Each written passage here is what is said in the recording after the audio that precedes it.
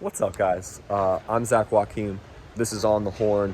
Post-game reaction analysis from the Siegel Center after VCU took down Davidson 80-56 to move to 24-5 and 14-2 in the A10. Sole possession of first place for the time being for VCU before George Mason plays Duquesne tomorrow. Rams obviously hold the tiebreaker over the Patriots for that top seed, but if they finish with the same record in the conference, they will split the regular season championship. But for VCU fans, I don't think that's what people are thinking about right now. People are thinking about the NCAA tournament and a team that is in position still to earn an at-large bid. The vast majority of projections that I've seen have VCU anywhere from a 10 to a 12 seed right now.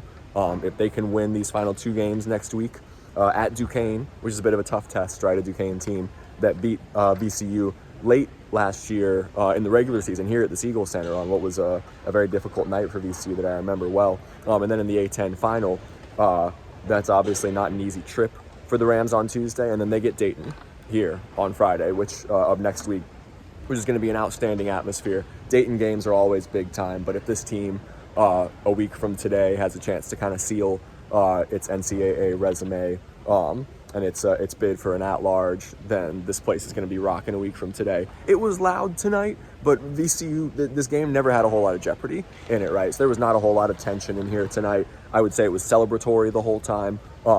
There were never really the roars that we've gotten over the course of this season in like the St. Bonaventure game, right? And the George Mason game last Saturday, which was huge. It was joyous here tonight, and people were not really on the edge of their seats because VCU jumped out to a 16-1 lead after Philip Russell hit a step-back three from that, what corner was it? I think it was that corner over there, right after the under-16 stoppage in the first half, and they were out of sight and out of mind really early on in this game against the Davidson team that didn't play its best basketball tonight, that's been toward the lower tier of the middle of the pack in the A10 this year. So a 24-point win for the Rams, and they led wire to wire for 39-42 by as much as 29 in this game. Is just about par for the course. What's up, guys?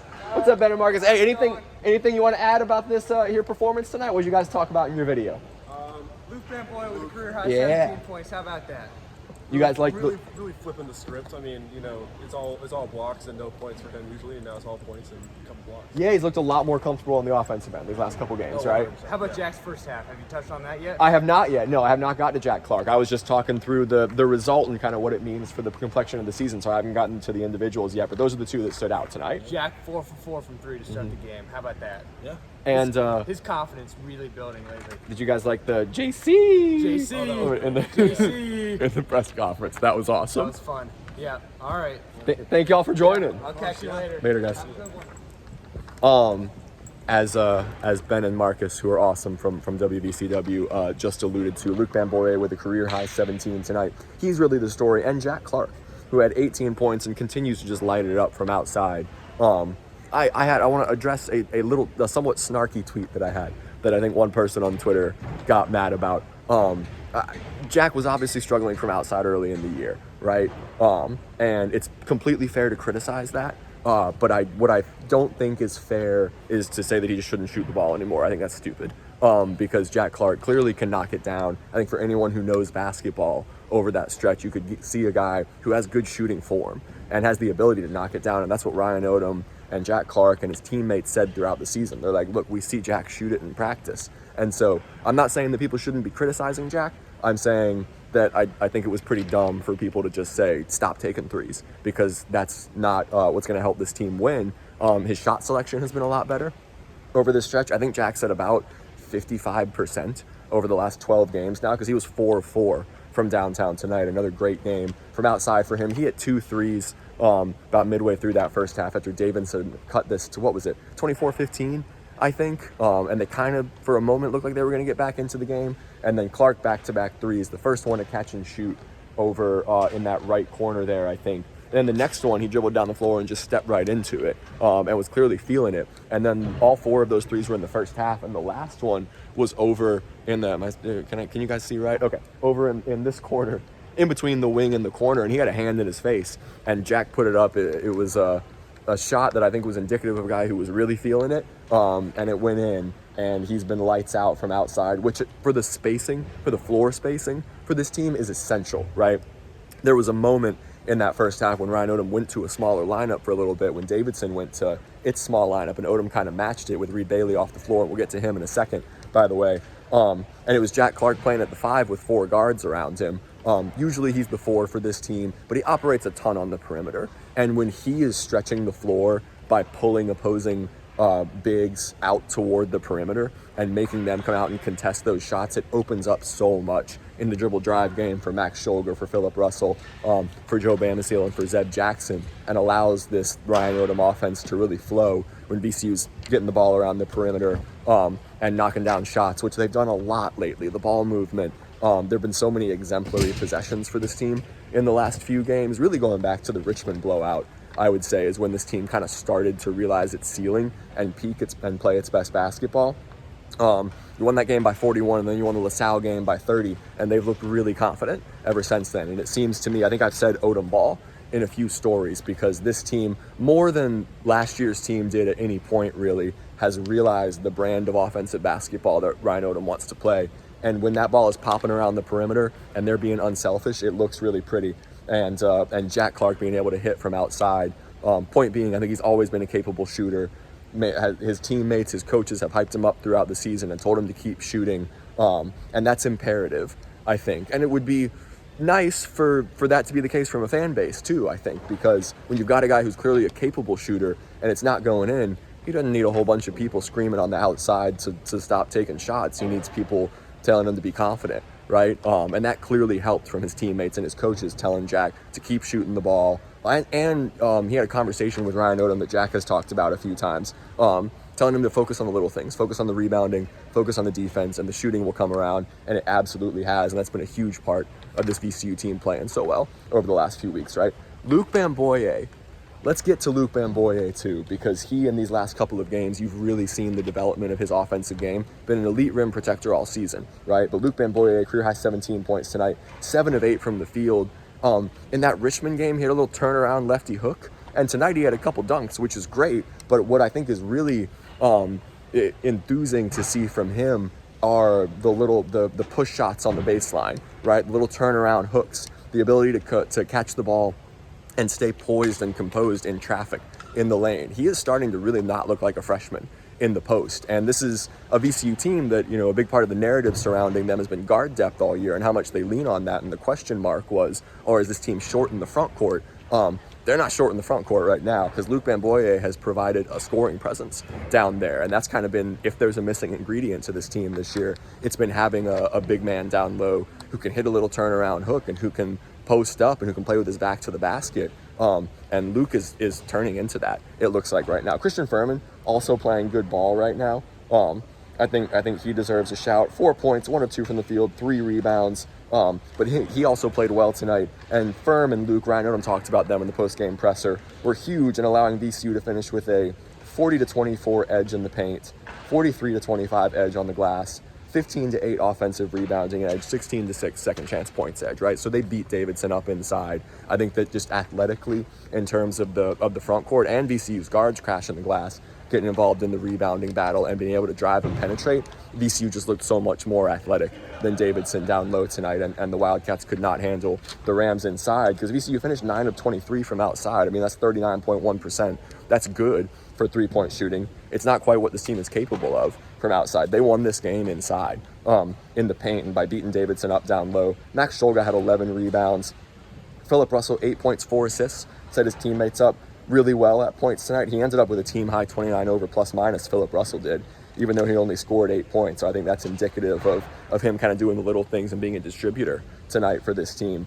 Like I said, Scholger, 8 points. Not one of his best scoring performances, but again, 11 rebounds, 3 assists, a steal, 25 over box plus-minus. He continues to do everything for this team and score when he needs to, and be a go-to shooter in crunch time. But he's been able to affect the game really in every facet. I think on Bar Torvik, he was the top-rated player in the country in the month of February. I don't know if that'll change tonight. There are obviously other games around the nation. And Scholger was just 3 of 9 from the field, and he was 0 of 4 from 3. So again, not one of his best scoring nights. But we asked Zeb Jackson and Luke Bamgboye in the post-game presser if he was the A10 player of the year, and they said there's not a question about that. And there was also a great anecdote there too. They said that Philip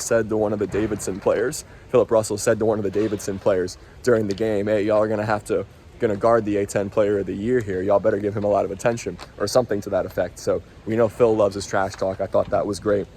We also asked Zeb and Luke and Max about Jack Clark and about his teammates giving him confidence over the course of the year, amid that slow shooting period for him.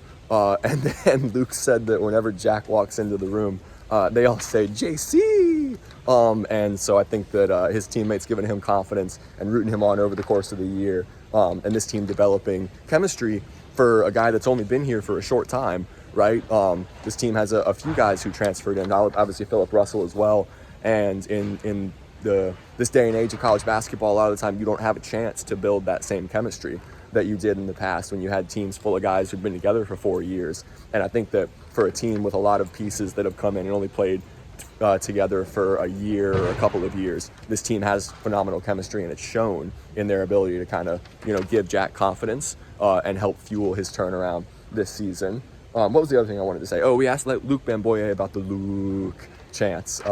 They've become pretty commonplace in the Siegel Center. And Luke said that he loves it and enjoys having a chant. That's kind of become one of the favorite things for VCU fans at the Siegel Center here, and there was a lot of it tonight because Bamgboye was outstanding. Also, I want to give a shout out to the Peppas, because Ryan Odom talked about the fiddle performance for The Devil Went Down to Georgia, which was late in this game, which is probably the loudest that this place got tonight during that stoppage, with Luke Bamgboye headed to the line and then playing The Devil Went Down to Georgia, and the fiddle went crazy. I always love it when they do that, and Ryan Odom noticed it tonight. He said sometimes it's hard in the middle of the game to focus in on what the Peppas are doing and what the fans are doing, and that was one of those rare moments that he got to enjoy a little bit. So I think I've covered all of the guys. Oh, Connor Kuchera and Zach Laput, 18 points apiece tonight. Shout out Zach Laput, who I don't know what his career stats look like, but he was great tonight for Davidson. 18 points, 6 rebounds, 7 of 9 from the field, 2 of 3 from outside,